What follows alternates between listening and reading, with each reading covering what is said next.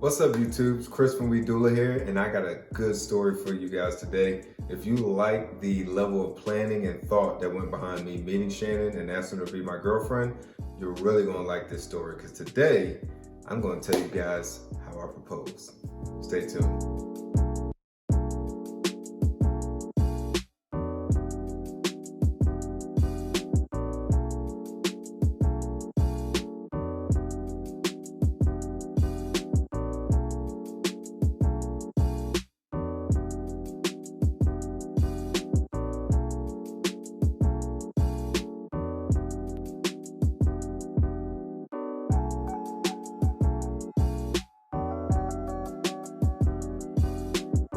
So I knew from the get-go that this was going to be my wife. This was going to be the woman that I was going to propose to.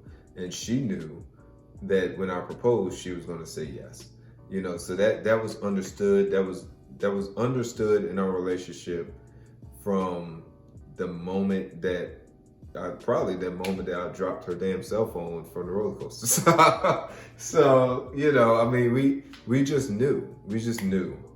A lot of people probably thought we were crazy. They thought we were crazy to move in so fast. So of course they would think that we're crazy to want to, get engaged and get married as quickly as we were thinking that we wanted to. But when you find what you want and everything that you're looking for in a companion, and everything is lining up perfectly, that's just the way it is. So, obviously, at this point now, it's up to me as far as when it's going to happen. That's the one thing. It's up to me. It's not like, it's something that we plan together or anything like that. This is 100% on my timeline. When do I want to propose? I think that really started to annoy her, to be honest with you, because we got friends and family, coming to us. Oh, you guys are such a cute couple, blah, blah, blah. Old married couples are like, oh, you guys so touchy-feely, you make us sick, all that stuff, and they're just like, when do you guys get married? When's the wedding? That was the question that always came. When's the wedding? When you guys get married? And, it got to a point after a certain time, Shannon would just look to me like, ask him. Ask him. He taking his time. Ask him when we get married, type of deal. She was starting to get annoyed by the fact that it was taking me so long to propose to her. But I kind of had it in my mind exactly when I wanted to do it. I wanted it to be a special date, something significant to the two of us. And at this point, the most significant date was the 1-year anniversary date. The 1 year from the day that we first started dating. So that date kind of stuck in my mind, and that's the date that I wanted to use to propose. I was pretty much waiting for that time to come. It wasn't a matter of me having second thoughts or me thinking about, should I, shouldn't I? It was, I need this date to pop up on the calendar so I can propose. That was all I wanted, was to propose on that date. I wanted it to be special. When her birthday came in May, she thought 100% that it was going to happen that day, because I had planned a beautiful dinner for us, go to this nice fancy restaurant, dress up, formal clothes, or I say formal, just, suit for me, nice beautiful dress for her. She went and got her hair done, which she never does. She always goes and just does her hair herself, unless it's like a really special occasion, then she'll get her hair done. But for the most part, she always does her hair herself. So she went the extra mile, got her hair done, got her nails done, the whole nine. She was trying to be, just beautiful for the photos that she thought were coming, post-engagement photos. And unfortunately, that didn't happen. It just wasn't in the plans. I had a specific date. She didn't know that, but hey, it is what it is. So she was actually really disappointed that it didn't happen on her birthday. But it is what it is. I gotta stick to my timeline. I gotta do things the way I want to do it. Fast forward, it is now July 16th. The way the calendar, the way the weekend lined up, July 18th, when our actual first date would have been on a Monday. And no, I'm not going to sit here and plan an anniversary day and a proposal on a Monday. That sounds weird. So of course they had to be on a Saturday, so I chose July 16th. So I made reservations to our to the restaurant that we actually went to on our first date, Lucky 32. I made reservations there, and I told her, we're gonna celebrate our 1 year anniversary. We're gonna have a nice full day, and we're gonna just enjoy each other and celebrate this milestone. So that's what I kind of advertised it as, and that's what she was thinking it was. She had no idea that I was thinking about proposing that day. So just to show you how much planning went into it, back when we were, first dating and things of that nature, she was explaining to me what she would want in a ring if somebody were to propose to her. Just little details. She loves the infinity symbol. She has an infinity symbol in her tattoo that's in the back of her neck that I love. So she had that. I got her a necklace with the infinity symbol on it. She loved that necklace. And it's just a symbol that she really, really liked. So she wanted that incorporated in a ring some kind of way. She told me that she wanted the diamond to be cushion cut.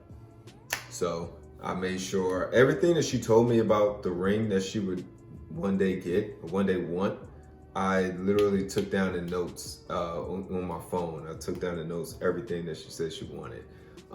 She actually went out ring shopping with her friend Kristen. She came into town and they went to Jared, and she actually looked at rings and sent me a photo of a ring that she really liked at Jared, just to kind of give me an idea. And the way the ring was set up, it had I guess it was the cushion cut style ring, and it had the infinity symbol on either side of the ring, or either side of the diamond. So that's what she was looking for. So I can visibly, see exactly what she was looking for. So I saved that screenshot, and I made sure that I remember what it looked like. So when I go ring shopping, I can find that specific ring either at Jared's or somewhere else that looks exactly like it. She said exactly what type of metal she wanted. I mean, everything. She was very detailed, and I had to make sure that I remembered all of it when the time came, which I did. I got her exactly everything that she wanted, everything that she described. I didn't get it at Jared. I did not get it at Jared, but I did get it somewhere else.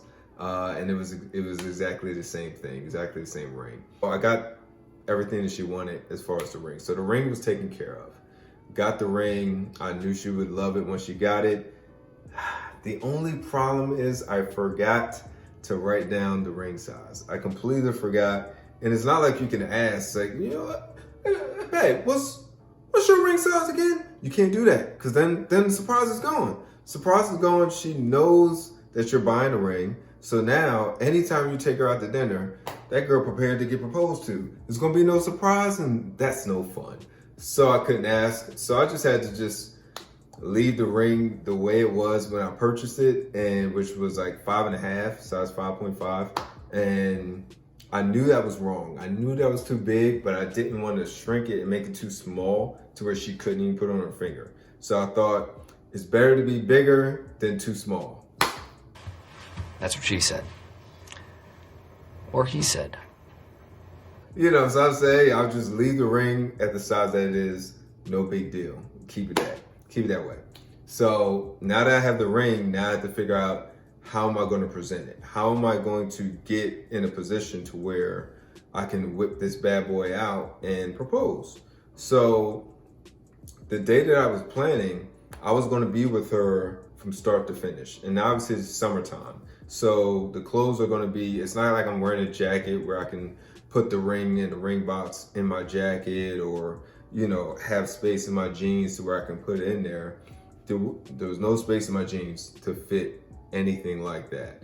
I had to figure out a way to hide this ring or get this ring to the place that I needed to be at without me carrying it there. That is where my best man comes into play. I went to the restaurant when I set up my reservation. I actually went to the restaurant, spoke to the manager and said, hey, listen, this is what I'm planning. I want to propose to my wife during our dinner, but I want you guys to kind of bring it out and present it to her. So she made the suggestion, kind of bring it out on the dessert plate. So I said, that sounds like a great idea, because I would hate for it to come out in like wine or champagne and she mess around, don't see it, and accidentally swallow the ring or some stuff. So didn't want that. So I said, all right, dessert plate sounds like a great idea.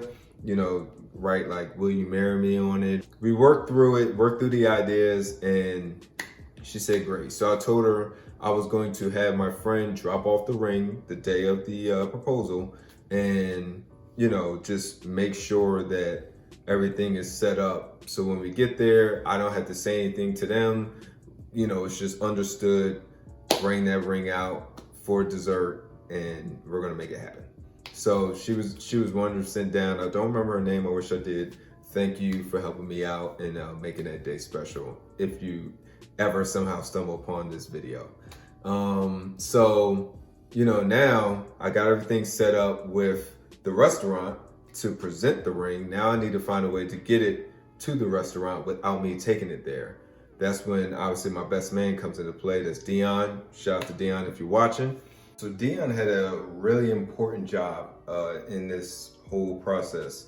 He had to be the one to transport the ring for me to the restaurant the day of the proposal. I needed him to actually bring the ring to the restaurant the day of, make sure everything's set up the right way. So when I get there, all I had to do is make sure that I am prepared to say what I want to say when the ring comes out. So I went to him, asked him, could he help me out with this? So he said, say no more, I got you. So a couple of days before the actual dinner, I went, dropped off the ring to him, and he took care of the rest. So he got in touch with the manager that I spoke to and got everything set up with them, and they took care of everything from there. Next thing that happened is obviously the day of. This day I had set up pretty much a full day of events for us, from start to finish. So I think I actually set up a massage that day. I set up a few things just to kind of, just a 1-year anniversary celebration. That was how I was setting it up. I wasn't, putting too much on it. I was just letting her know we're celebrating our 1-year anniversary from the day that I asked you out for the first time. So she said, cool. So the way the day started, we went out to breakfast. We went to some spot that she had been looking at for a little while. She always looks at different things on Instagram or Facebook. So she found this particular restaurant and she wanted to go there. So we went there for brunch. So we started our day there. We went from brunch to getting massages. So we went from the massage to kind of getting a little mani-pedi. Well, she got a mani-pedi. I just got a pedi. She got a mani-pedi. And so we did that. So we left from all that. We went home, relaxed for a little bit, got changed, and now it's time to go to dinner. So we go ahead and, obviously I set up reservations. So we actually made it on time, which is rare for Shannon, but we made it on time for our reservations. And so we get there, we had an amazing dinner. I actually had them sit us in the same booth, or at least the same area that we were sitting in when we had our first date. So that exact booth, or at least the same section of the restaurant we were sitting in, just kind of reliving that first moment. So that was cool. I like that little touch that, I made sure that we had there. We're having a great dinner, great food, the whole nine. The night is going great. Normally we do not order dessert. We just normally don't do it for two reasons. One, I get full, she gets full. We just don't have enough room in our stomachs for the dessert. And two, we're both cheap. Dessert is extra money. We don't like to spend extra money. So we normally don't order dessert, but this was a special occasion. So I said, babe, let's order dessert. That's make it happen. That's, order whatever you want. I won't order the cheesecake that I normally order. If I do order dessert, you order whatever you want. So I think she ordered like a blondie or something like that. Some light-skinned cake, I don't know. But she orders that, and the way we set it up was it was supposed to come out on the dessert plate. So I'm like my anxiety is rising now, because now, you know, the time has come. You know, the moment is happening. This is happening right now. So I'm getting super nervous. I'm like, oh, you know, I hope that everything's set up right. I hope somebody didn't run away with my ring. You know, I hope everything is perfect. And I just hope I did I hope I did it right. I hope I did it in a way that she's going to love it. Because I know she's going to say yes, but I want her to love this moment. You know, so I'm just like, oh my goodness, please let this happen right. Please let this happen right. So, you know, I see the waitress. The waitress is coming out. She has a couple other like waitress and waiters coming out with her. But she comes out and she has the plate, and the plate has some writing on it, like "Will you marry me?" or something like that. And then it has the ring in the center of the plate. So she brings the plate out, presents it to Shannon, and Shannon kind of looks down like, the hell is this type of deal? Like, she looks down like, what? And she looks at the waitress like, what are you doing? And I talked to her about it afterwards, and she said that in her mind, she was thinking, oh girl, you just messed up somebody's engagement. You brought this to the wrong table. You better bring this to someone else. This ain't ours. So, you know, as she's looking at the waitress all skeptical, I'm getting up out of my seat and I'm beginning to get down on one knee. So I guess my movement kind of caught her eye. So she then turns her attention from the waitress and then turns to me. So she looks at me and sees what I'm doing. She sees me getting down on one knee. And at that moment, she realized what was happening. She realized that the waitress did not make a mistake. That ring is for her. And I am proposing the moment she's been waiting for, you know, for almost as long as we had been together, was finally here. And I could just see in her eyes and just see in her face, she was just overcome with emotion. You know, eyes are tearing up. She starts, you know, crying. Her hands cover her face, and she's like, look, you know, eyes big, looking at shock. And, you know, so I'm looking at this and I'm just like, I get overcome with emotion. I start, you know, tearing up, start choking up. You know, because this is a moment, not just for her, this is a moment for me.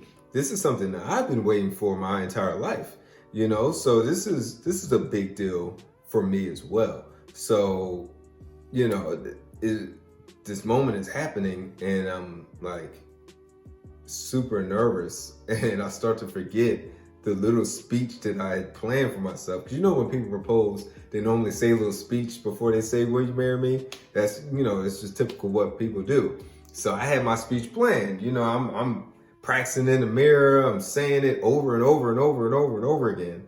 And the moment comes, everybody's watching. People in the other booths are watching. The waiters and waitresses are watching. Everybody's watching. Shannon's watching. And all eyes on me, my eyes on her. I'm getting emotional, she's emotional, and I'm just like fumbling through this speech that I'm pretty sure I said completely wrong. I'm pretty sure she probably doesn't even know what the hell I said.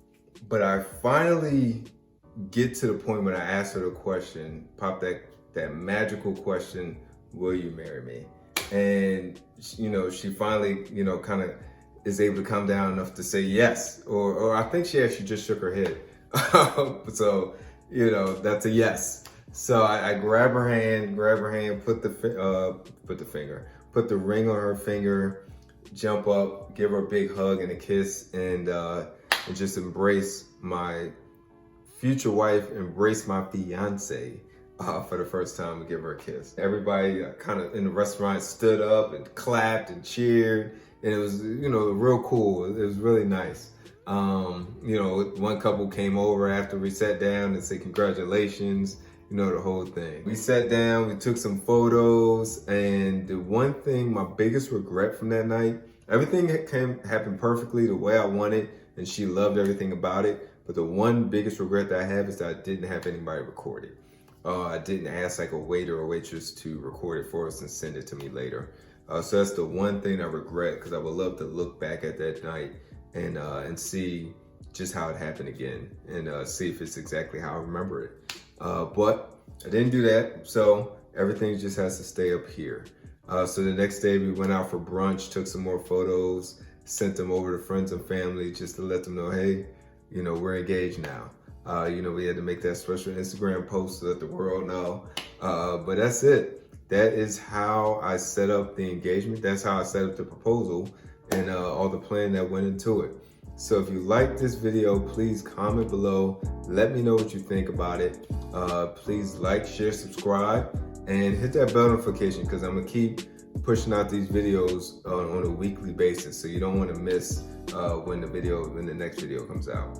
All right. So until next time, see you guys.